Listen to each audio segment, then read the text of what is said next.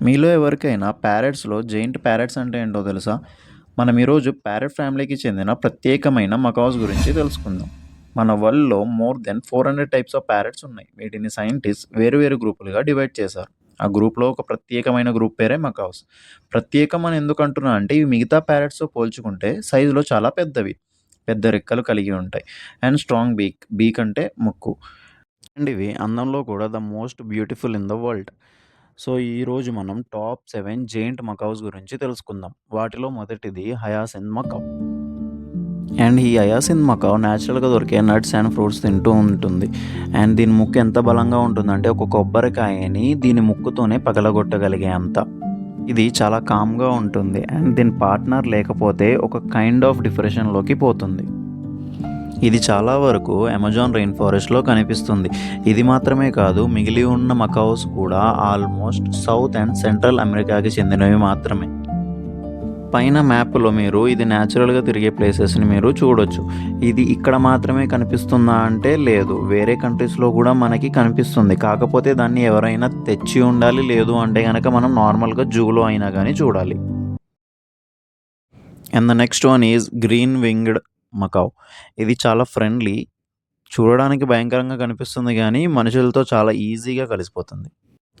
And the next one scarlet macaw. ఇది ఎంత దూరమైనా గానీ ట్రావెల్ చేయగలదు. అది గూడా అలిసిపోకుండా. And it was colourful and intelligent.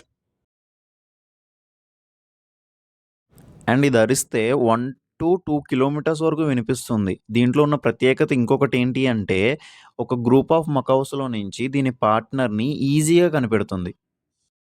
And the fourth largest blue and yellow macaw. ఇది ఆల్మోస్ట్ బ్లూ అండ్ యెల్లో కలర్‌లోనే మనకు కనిపిస్తుంది. ఇది యాక్చువల్‌గా ఎప్పుడూ ఆడుకుంటూనే ఉంటుందన్నమాట. ఇది నార్మల్‌గా మనుషుల మాటల్ని కాపీ చేయడానికి కూడా చాలా వరకు ట్రై చేస్తదిది.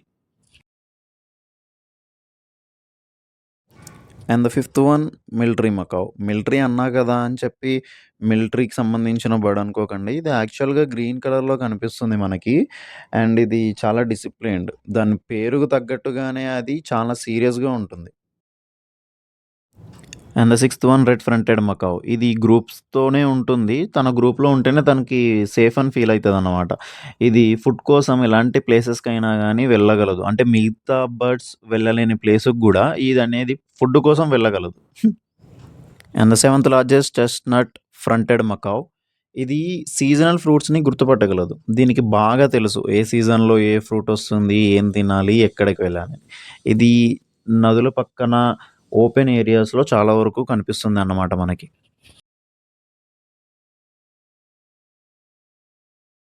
సో, ఇప్పుడు మనం వీటి గురించి తెలుసుకున్నాం గదా! వీటి గురించి ఇంట్రెస్టింగ్ ఒక టాపిక్ చెప్పాలా? ఇప్పుడు మీకెప్పుడైనా పాయిజనస్ సీడ్స్ ఇవి తింటాయి. ఇప్పుడు నార్మల్‌గా మనకి ఒక ట్రీస్ మీద పాయిజనస్ సీడ్స్ గూడా ఉంటాయి. అవి మనుషులు గాని, మంకీస్ గాని ఇట్లాంటివి తింటే చనిపోతాయి. కానీ ఇవి చనిపోవన్నమాట. ఎందుకంటే ఇవి వాటిని తిన్న వెంటనే వచ్చి రివర్ పక్కన దొరికే మడ్ అనేది తింటాయన్నమాట. మడ్ అంటే మట్టి. సో, అట్లాంటి మట్టి తినడం వల్ల వీటికేమీ గాదు. అంటే అదొక biological process. And second point ఏంటి అంటే, ఇవి లైఫ్ టైమ్ ఒకటే పార్ట్నర్‌ని చూజ్ చేసుకుంటాయి. ఆ పార్ట్నర్ లేకపోతే డిప్రెషన్‌లో ఉంటాయి. ఆ పార్ట్నర్ ఉన్నంత కాలం వాటితోనే తిరుగుతాయి. వాటితోనే ఉంటాయి. నెక్స్ట్ వీడియోలో మనం రిమైనింగ్ 10 మకౌస్ గురించి కవర్ చేద్దాం. ఇవి టోటల్ 17 గదా! 7 ఇందులో ఈ వీడియోలో కంప్లీట్ అయిపోయినాయి. రిమైనింగ్ 17 గురించి నెక్స్ట్ వీడియోలో చెప్తాను.